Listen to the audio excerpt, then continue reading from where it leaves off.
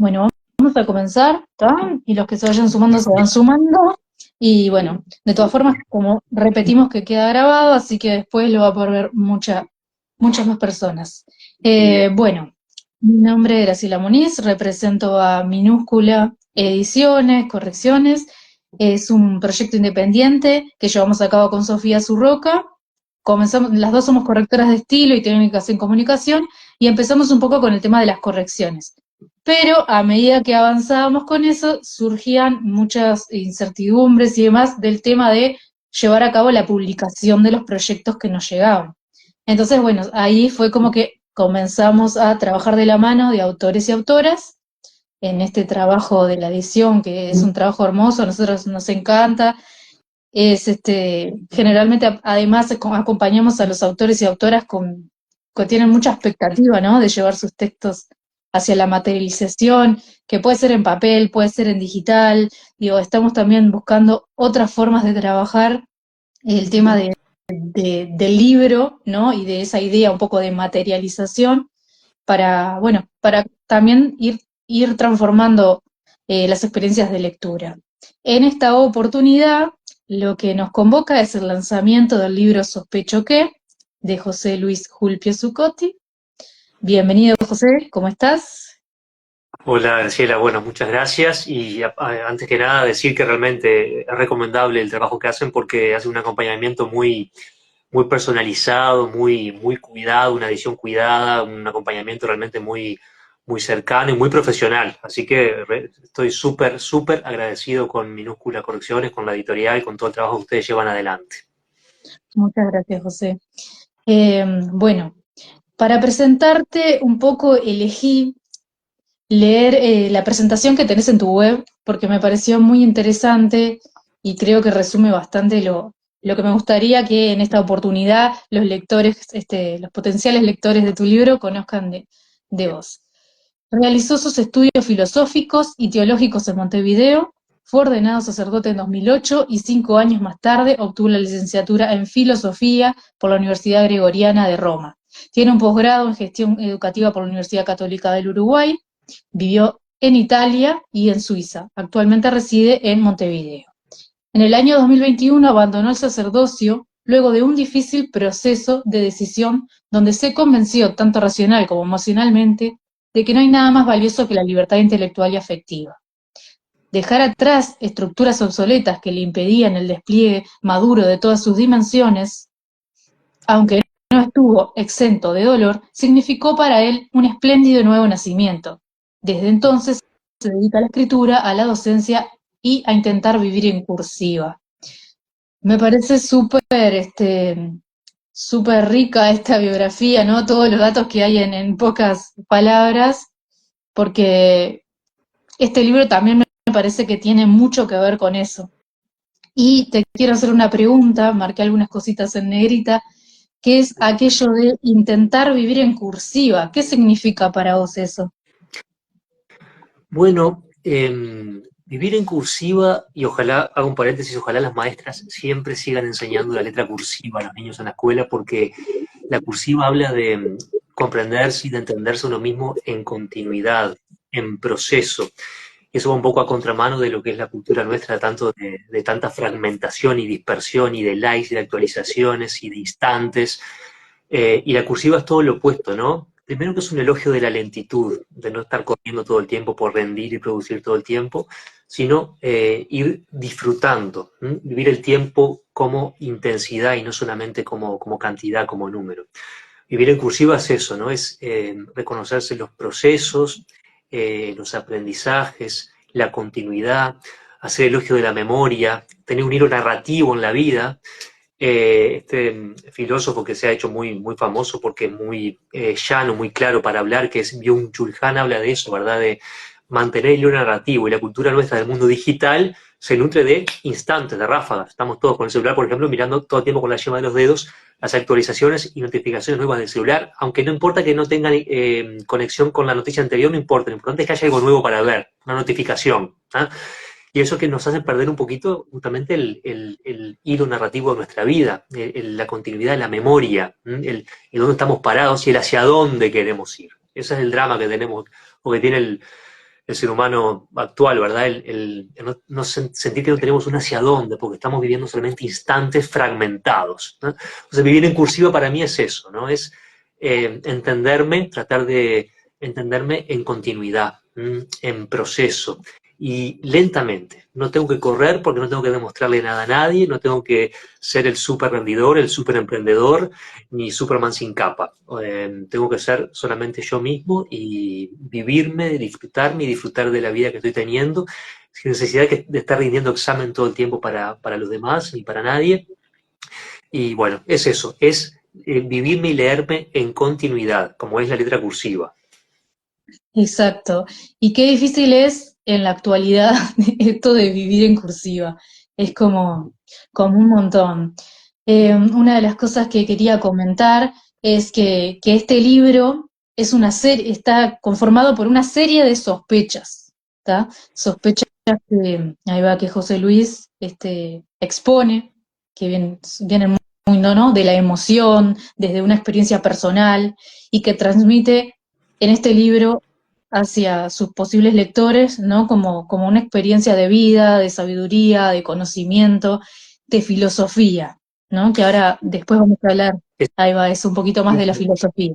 Eso te iba a decir que en realidad el libro no es un ensayo ni nada que se le parezca, es un elenco, como tú bien decías, de sospechas sobre distintos temas. Sospechas que tienen que ver con vivencias que he tenido y aprendizajes y lecturas que he tenido. Cada una de estas sospechas a mí me llevó mucho tiempo de experiencias y de lectura también, pero cada una de estas sospechas podría ser desarrollada en páginas enteras, podría escribir una reflexión larga sobre cada una de estas sospechas, pero preferí que sean solamente esto, disparadores, y que sea el lector o la lectora quien haga su propia reflexión después de la sospecha. Que la sospecha sea, el texto sea como un disparador para que el lector pueda luego sacar sus propias reflexiones y conclusiones. O sea, no escribir lo que puede pensar el lector por sí mismo. Exacto. Que en realidad el libro tiene mucho de eso, ¿no? De no basarnos en los que piensan otros, sino que crear nuestra propia experiencia y pensamientos, nuestros propios pensamientos, exactamente. Eso yo creo que a lo largo que van leyendo el libro se van a ir dando cuenta justamente de cuál es un poco la intención o la invitación que estás haciendo. Marqué otra vez. Perdón, que yo tengo el libro acá en mis manos, que esta edición bellísima que hicieron ustedes, que si uno mira el libro es un libro pequeño, pero en realidad cada una de estas sospechas, si uno la medita, puede llevar un tiempito de reflexión personal interesante, digamos. A nosotras, a Sofía, a mí, cuando lo estuvimos editando, corrigiendo, ¿no? Cuando nos metimos ahí, como que claro, las sospechas dan para pensar, no es un libro que se lee así en una pasada, sino que reflexionamos con cada sospecha.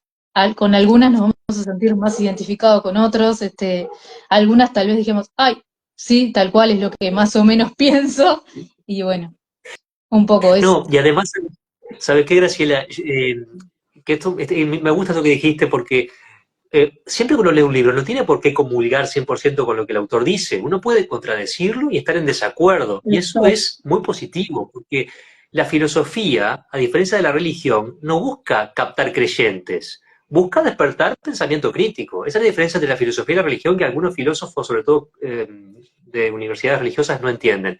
Que la filosofía no busca convencer, no busca captar adeptos o creyentes. Eso no hace la religión. La filosofía lo que busca es despertar un pensamiento crítico que puede incluso contradecir al propio filósofo, al propio pensador. O sea que Exacto. si alguien quiere contradecir esto, bienvenido sea, porque quiere decir que estamos pensando con autonomía intelectual. Claro, y también justamente en esta etapa de mi vida entiendo esto. Después eso puede mutar, puede transformarse, puede cambiar. ¿Sabes qué Y que, estaba leyendo? Perdón que te corte, pero está interesante no, la charla contigo.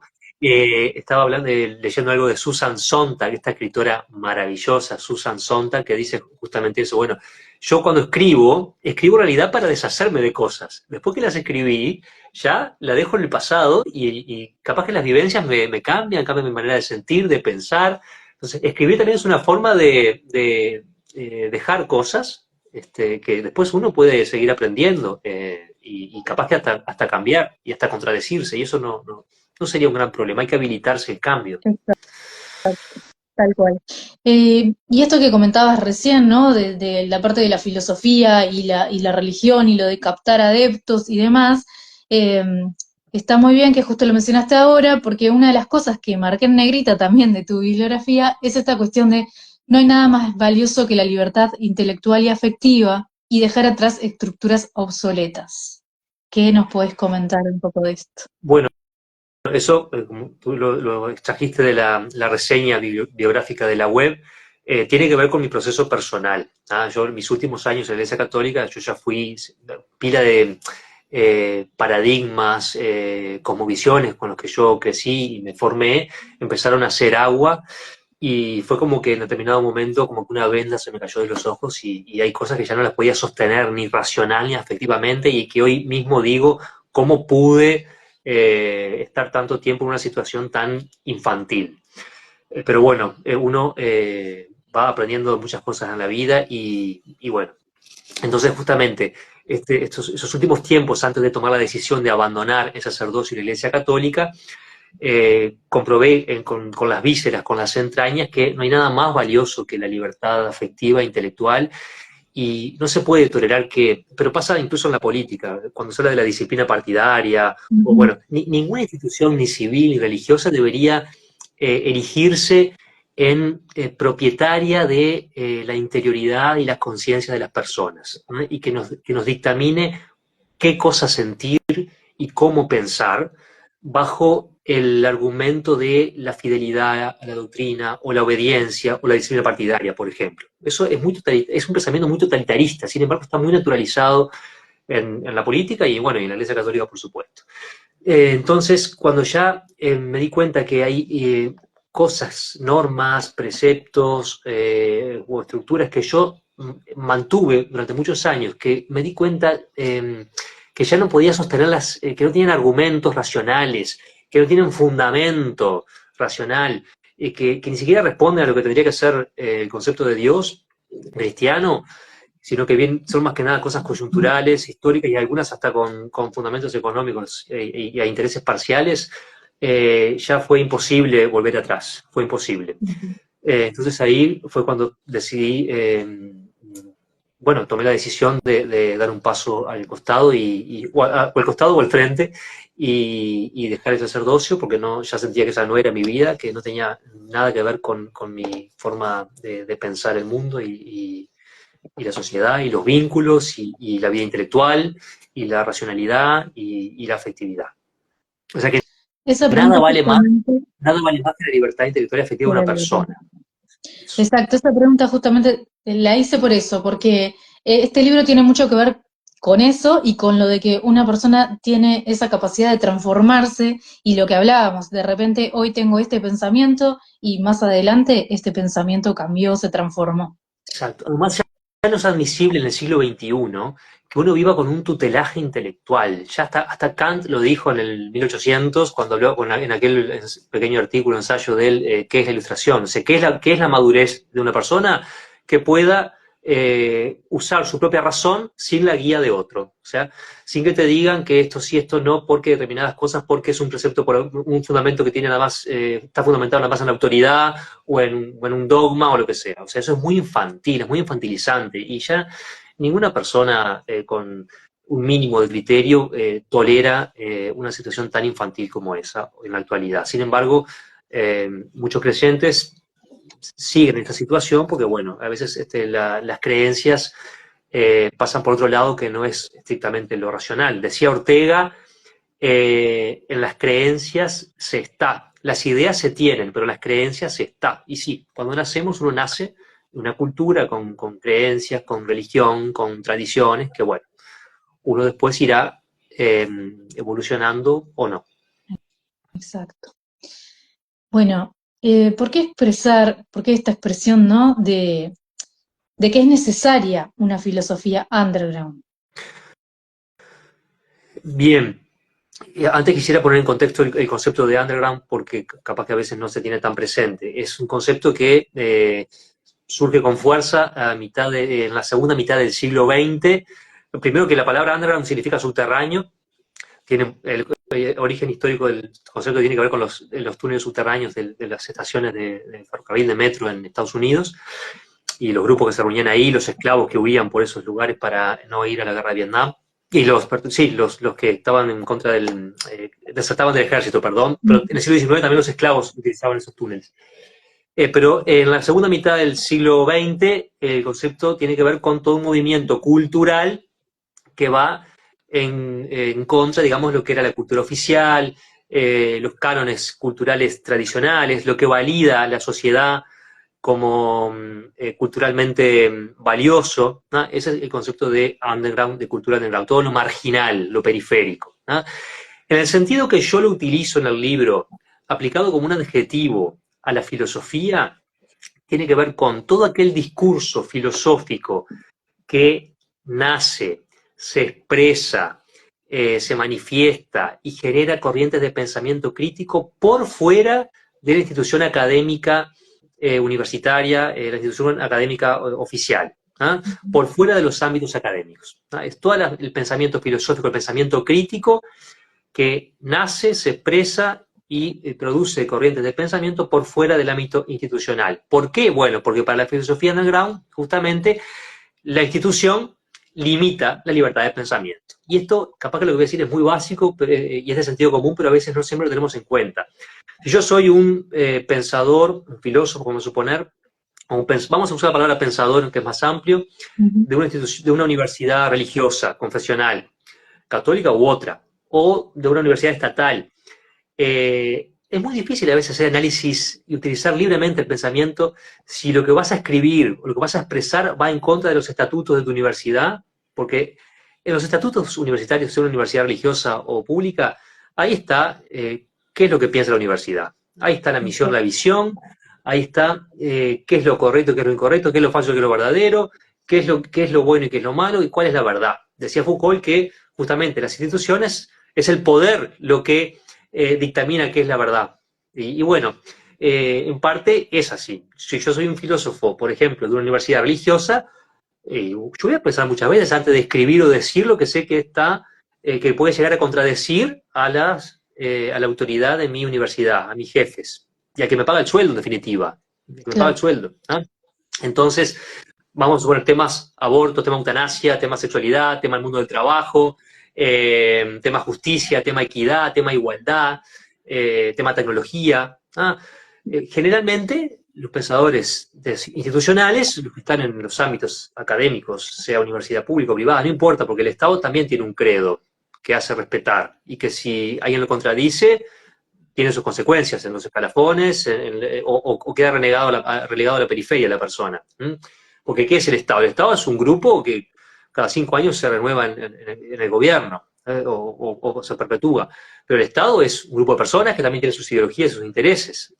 Por eso, no en vano, por eso, cada vez que un gobierno accede al poder, generalmente lo primero que hacen son reformas educativas. Claro. ¿Ah? O sea, eso habla de los intereses también que hay. Por eso el Estado como una cosa así neutral que está en una nube no existe. ¿Ah?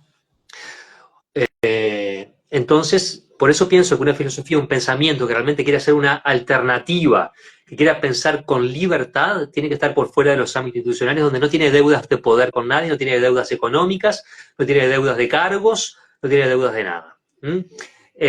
Porque una condición sine qua non para el pensamiento crítico es la libertad. Pero ¿de qué libertad podemos hablar en ámbitos donde vos tenés miedo de perder el trabajo? Claro.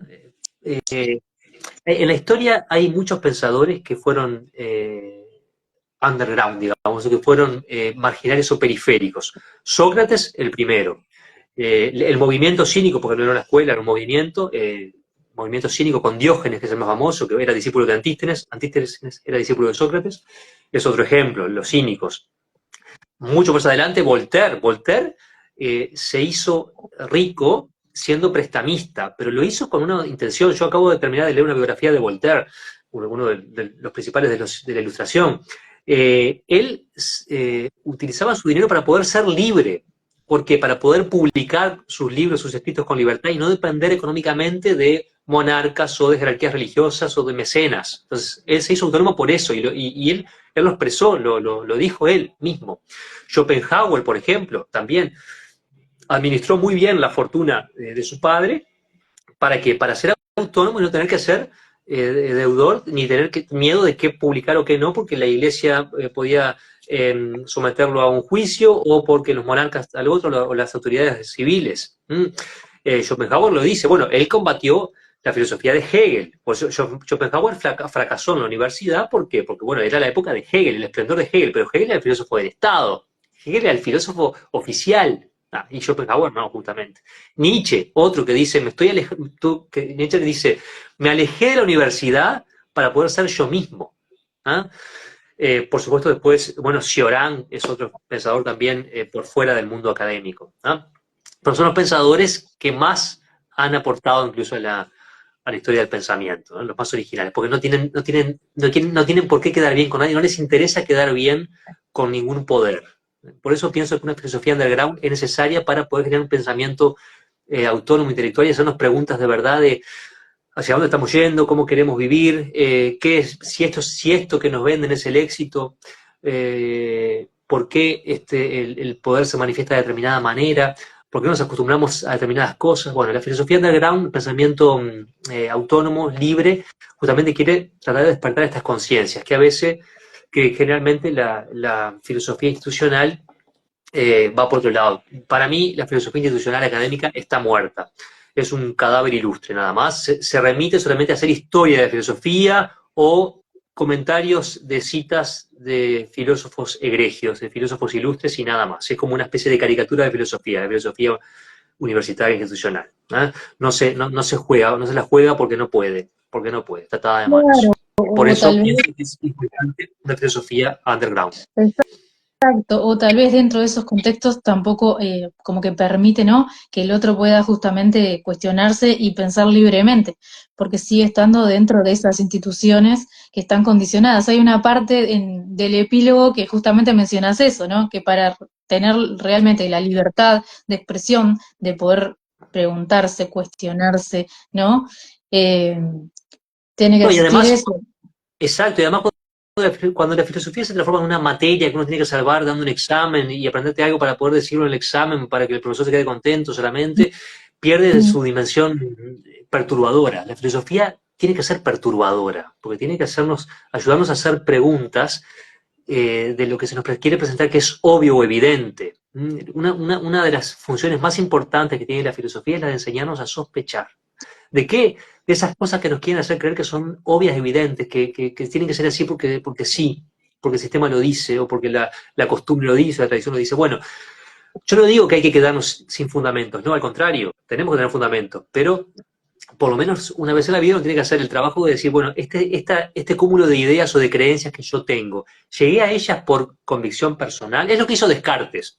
Todos una vez en la vida tendríamos que hacer lo que hizo Descartes. ¿Se acuerdan de aquel que todos aprendimos en el liceo, malo bien, de pienso, mm. luego existo? Bueno, Descartes dijo, bueno, yo voy a hacer de cuenta que todo lo que he aprendido en la vida es una mentira, lo voy a poner todo en tela de juicio, voy a dudar de todo eso. ¿Para qué? Para llegar a mis convicciones por mí mismo y después voy a volver a edificar nuevos conocimientos en base a un criterio, un fundamento último que es mi capacidad racional, mi yo pienso, el conocimiento fundamentado en realmente una justificación racional. Bueno, eso tenemos que hacer cada tanto sería bueno hacerlo, ¿verdad? En la vida de uno. Bueno, esto que yo pienso, esto que estoy haciendo, el trabajo que estoy manteniendo, la forma de vida que estoy manteniendo, las ideas que tengo, llegué a ellas por convicción racional, no solamente por costumbre, por tradición, porque lo dicen los medios de comunicación, el modelo de éxito, de ser humano exitoso que nos ponen, ¿es el que realmente estoy convencido que es así o es solamente porque están los perfiles de Instagram, de Facebook o de las redes sociales? O sea, ¿todos tenemos que ser felices de la misma manera? ¿Por qué? Bueno, la filosofía nos ayuda a sospechar de lo que se nos quiere hacer creer que es evidente, ¿m? Y sentir dudas de aquellas cosas de las que realmente sería interesante dudar. ¿M? Exacto. Bueno, ahora entrando un poquito más en esta cuestión de las sospechas, que son muchas, Bien, creo que deben generar expectativas en el lector de, bueno, de qué sospechas aparecen acá. bien, Elegí tres como un poco perfecto, representativas del libro. eh, las voy a leer de a una y vamos a ir intercambiando. Me parece genial. muy interesante que el libro arranca con una sospecha que es sospecho de mí. Sí, esa es la primera. pero Bueno, comentame. está bien, tiene dos dimensiones la sospecha, sospecho de mí. Primero porque uno nunca llega a conocerse a uno mismo. A veces es una fantasía que tenemos o lo tenemos eh, integrado al lenguaje. Bueno, sí, yo me conozco, y como es una cosa como muy obvia. Y no, uno no sé si uno llega a conocerse a uno mismo, ¿verdad? Porque a veces uno piensa que se conoce y en determinado momento te descubrís a vos mismo teniendo un pensamiento, una reacción o tomando una decisión que hasta te sorprende a vos mismo, a vos misma. Es difícil, es una tarea cotidiana la de conocerse a uno mismo. Y aparte uno va cambiando, uno va modificándose. ¿Ah? Entonces, el otro día miraba una entrevista que le hicieron a Borges y decía, si es difícil conocerse a uno mismo, decía que en realidad, dice, yo tengo casi 80 años y todavía no me conozco a mí mismo. Ah, entonces, bueno, es una tarea que ojalá sea una tarea grata, la de darse cuenta que es una tarea artesanal, la de conocerse a uno mismo. Y que nunca el autoconocimiento es de una vez y para siempre, porque somos seres vivos, no somos una foto estática, somos seres vivos dinámicos. Entonces, es una tarea artesanal y que ojalá sea grata y la podamos hacer con delicadeza y con ternura, la de conocernos y acariciarnos a nosotros mismos, a nuestro barro, a nuestro oro, la de conocernos a nosotros mismos. Pero nunca uno llega a conocerse 100% a uno mismo, me parece a mí. Por eso el importante sería prudente entonces sospechar de uno mismo en ese sentido, ¿ah? De darse la oportunidad de cambio y de sorprenderse también a uno mismo y de crecimiento. Eso por un lado. Bueno, y lo último de ese aspecto, que también eso nos ayuda a ser un poquito más humildes y misericordiosos con los demás, porque si uno apenas se conoce a uno mismo, ¿cómo podemos a veces emitir juicios tan fáciles respecto a los demás? ¿Mm? Respecto a otras personas, ¿no? O sea, si uno no se conoce a uno mismo, ser un poquito más benévolos y emitir menos juicios respecto a los demás también, es una forma Y también de también un poco, ¿no? ser. Como la autocrítica de no puedo Exacto, sospechar de todo excepto de mí. Es como que exacto, es exacto. eso mismo. Exacto. Y en el otro sentido, en el segundo sentido, lo del el sospecho de mí, justamente por eso, porque a veces si uno mira un poco las redes sociales o el mundo en el que nos movemos, se nos ha quedado una idea de que la persona exitosa es la que es muy segura de sí misma, el emprendedor, el que rinde, el que produce, que no tiene dudas prácticamente. Y bueno, eso es una idea que es un poquito nociva para el ser humano porque es cansador estar rindiendo todo el tiempo y ser el poder todo el tiempo, ser maravilloso todo el tiempo es imposible. ¿Ah? No es humano además. Entonces, esto de habilitarnos la capacidad de cambio, habilitarnos la capacidad de poder seguir creciendo todo el tiempo, que somos seres dinámicos, que no tenemos por qué ser perfectos.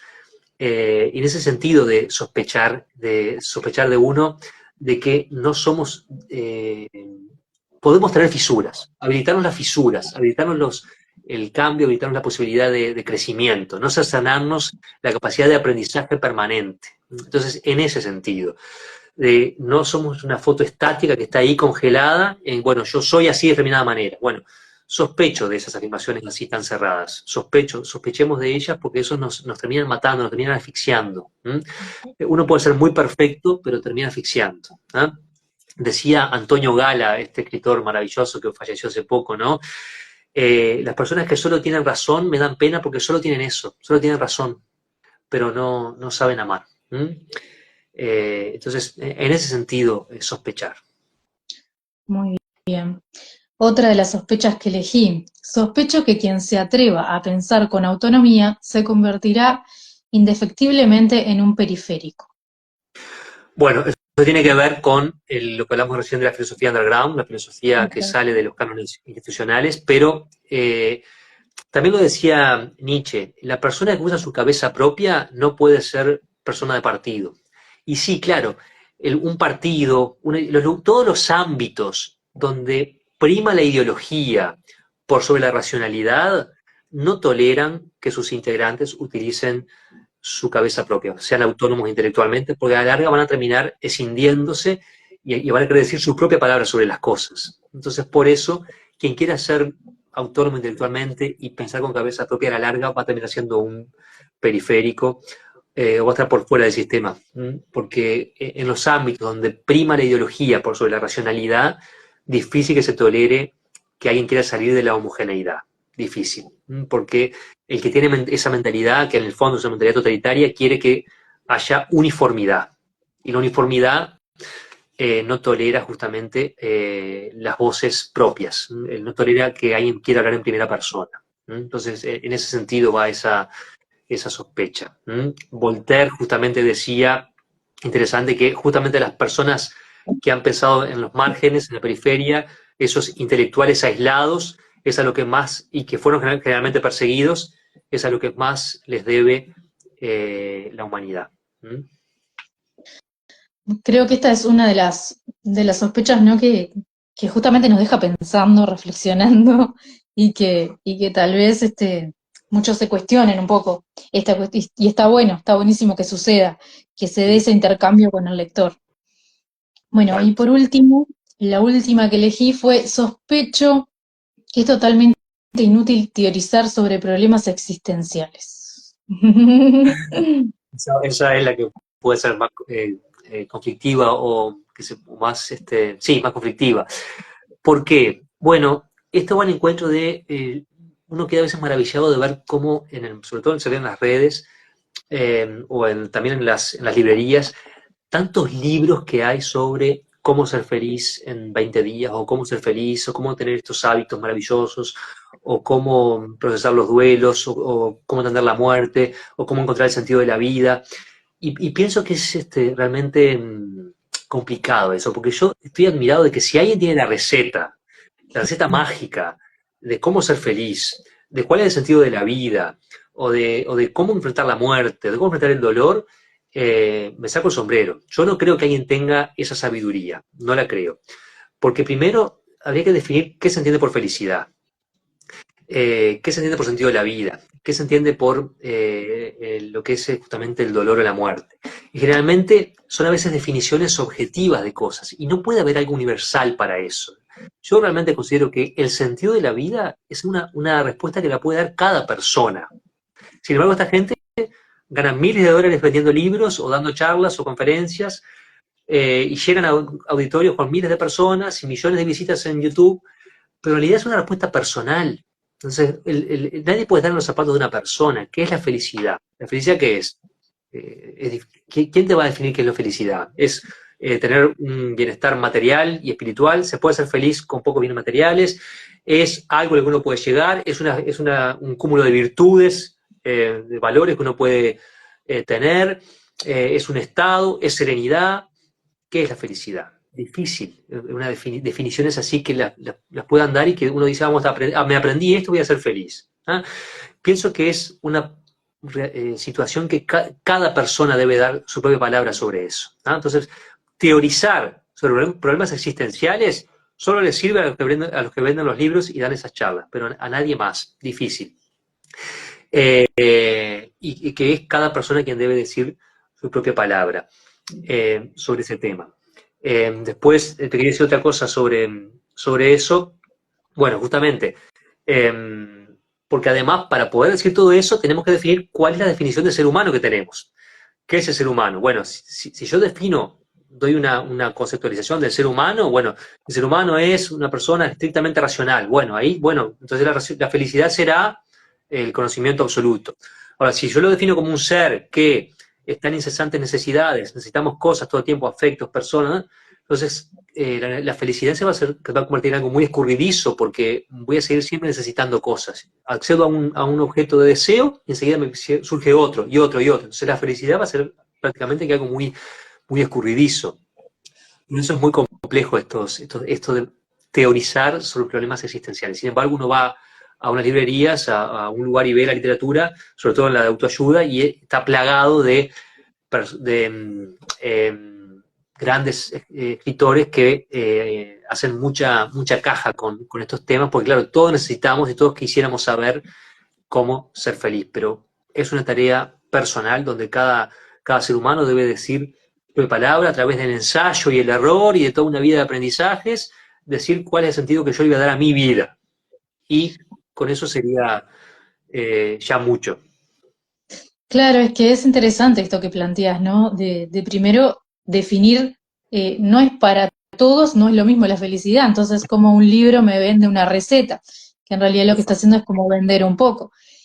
Por eso Y recetas que son así generales sobre la felicidad, dudo. Permítanme sospechar de esas recetas. Algo que se pueda generalizar para todos, complejo. Y a veces también es esto, ¿no? Yo creo que este libro invita a justamente sospechar para poder empezar a nosotros a hacer nuestras propias definiciones, que evidentemente son definiciones que están en constante transformación. Eh, es un tema. O sea, tal Exactamente. vez durante toda la vida, por algo justamente estos libros que venden recetas venden y demás. Es un poco como aquello que no, que a todos nos cuesta como lograr definirlo. Y tal vez no sea necesaria una definición tampoco. Es como Exacto. complejo. Una de las Exacto. sospechas del libro también te dice que a medida que pasa el tiempo uno eh, tiene menos juicios y certezas, y más preguntas. Sí, sí, es así en parte la vida, ¿no? Exacto. Vamos a leer porque tuvimos varios comentarios y me gustaría leerlos. Bueno, Sofía Zurroca, compañera de Minúscula, al comienzo nos decía, un gusto participar del proyecto, quedó precioso el libro.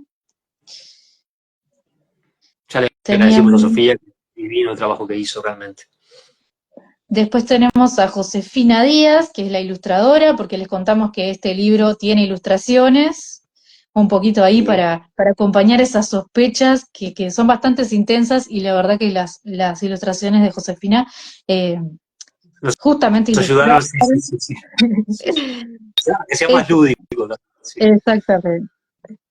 Después tenemos acá Lulayes. Buenas tardes, un gusto compartir esta instancia con Joselo. Beso grande, Fede y Lu. Sí, dos grandes amigos, los dos. Después tenemos a Patricia Núñez Soma. Felicitaciones a José Luis. Gracias por esta oportunidad de verlos en vivo. Esperamos pronto tener su nuevo libro. Abrazo desde Durazno. Sí, conozco a Patricia, claro, hermosa persona. Después de la Higuera Casa Cultural, desde Canelones, felicitaciones por el espacio y a José Luis, hermosa persona y mejor ser humano. Divina, sí, sí, saludos, Paola, y a todos. La Higuera, que es un lugar espectacular en Canelones que está dando mucha vida y es un lugar que no hay que perderse y hay que conocer. Qué lindo. Luego tenemos a Catalina Rapetti. Qué grande José, felicitaciones. Catarina, por supuesto, la conozco, un saludo enorme a Catarina. Me conoce Circletus, de cuando yo tenía pelo. Catarina me conoce de cuando yo tenía pelo, imagínate. una seguidora ya. Cletus dice felicitaciones por el nuevo libro, Joselo. A Cletus, que también quiero decir que Genaro, un colega, que ha publicado un libro también, El signo trágico, un libro de poemas que espero leer prontamente, que es muy prometedor. Quedan invitados a leerlo entonces. Después tenemos a Javo Garce. Cada sospecha es un rato de reflexión, un libro hermoso de leer. Mi pareja, maravilloso, lo adoro. Ya lo recontra leyó el libro.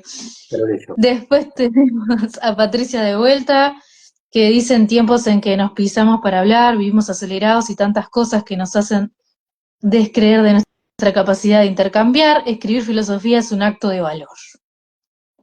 Exacto. Gracias. Después tenemos a Paola Ledesma Fuentes, que nos dice, qué buena forma de ver la vida, sospechar ya de ese libro y quiero leerlo, que ya lo quiere Paola, un leer. saludo enorme a Paola y a toda su familia. Paola, divina persona también.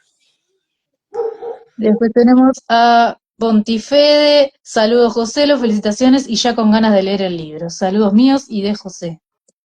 Un gran amigo, Fede, un gran amigo. Le mando un saludo enorme a él y a José. Y acá se sumó ahora Cami Yegram, que dice felicidades. Te Tenemos mando un muchos. beso enorme, la adoro, es mi sobrino. Bueno, muchas felicitaciones por acá, muchas ganas de leer el libro. Bueno, queda abierta la invitación a todos para leer este libro. A todos los que están ahora acompañándonos, les agradecemos. Después esto queda grabado, por lo tanto muchas personas lo van a ver después, también, obviamente, invitado a que puedan leer. El libro, en aquello que hablábamos de esa materialización, ¿no?, del libro, está en la versión impresa que José mostraba ahí. Va a estar disponible en librerías, el autor también tiene libros para la venta, van a estar atrás de tu página web, lo pueden comprar, ¿verdad? Sí, el libro va a estar disponible en las librerías que distribuye Guzzi. Sí, Guzzi va a distribuir, va a estar en todas las librerías de Montevideo y bueno, y del interior. Y también se puede adquirir por Amazon, que este libro me gusta la idea de que haya podido estar gracias a ustedes que hicieron trabajo. Va a estar disponible por Amazon porque tengo varios amigos que algunos viven en Italia, en España, y lo van a poder adquirir, y en Estados Unidos, y también lo van a poder adquirir por Amazon, y va a estar disponible en mi página web también. exacto. También va a estar en la página web de Minúscula, o sea, hay varias formas de conseguirlo. Y lo interesante también de Amazon, además de que pueda llegar al extranjero en formato papel, es que también está disponible en formato electrónico, que eso también Ah, sí. muchas veces, exacto, ahora es una nueva forma de leer bueno, que se acerca cada vez más y a veces hay muchas personas que eligen esa forma. Y también para los que están en el exterior a veces también es más fácil. Y, Sí, sí, en Kindle, el formato electrónico, sí. exacto. Eso ya está disponible todo, así que después vamos a estar pasando los enlaces para que puedan acceder. Si no, en Amazon ponen el nombre del libro y el nombre del autor y aparece enseguida. Y bueno, Genial. eh, muchas gracias, José, por compartir este Bueno, espacio. Graciela, muchísimas gracias a ustedes. Realmente el trabajo tan profesional y tan cálido y tan personalizado que hicieron conmigo y con el proceso del libro, estoy súper agradecido. Quiero decir que este libro forma parte dentro del proceso creativo, es una etapa dentro de otro libro que estoy terminando de elaborar, que tienen que ver temáticamente con que espero también después poder publicar con ustedes. Genial. No me quería tampoco olvidar de mencionar que ya tenés dos novelas publicadas. Eh, En Muerte y realidad Tiempo, es un ahí va, Trastevere, sí, ahí va. Trastevere se llama. Trastevere es un barrio histórico de Roma, es como la ciudad vieja de acá, bueno, es el barrio histórico de Roma. Es una novela filosófica y que fue acompañada de un pequeño librillo muy pequeñito que se llamaba Muerte y Tiempo. Exacto. Perfecto. Y bueno, para finalizar, ahora vamos a cerrar este vivo, pero los invitamos a ver el book trailer, que lo estrenamos hoy, o sea, Ah, a genial. partir de ahora. Este, Les pedimos que se queden unos minutos por ahí, lo que demoran subir nada más, porque no lo podemos subir al mismo tiempo que estamos en el vivo, pero que se Ok, queden por ahí en la vuelta, así lo pueden ver y ya lo bueno, publiqué. y con, Genial. exacto, y ya lo empezamos a compartir. Bueno, muchas gracias a todos los que nos acompañaron y estaremos por acá para un nuevo lanzamiento. Bueno, gracias, Graciela, por todo el trabajo de ustedes. Igual a vos por la confianza. Chao, chao.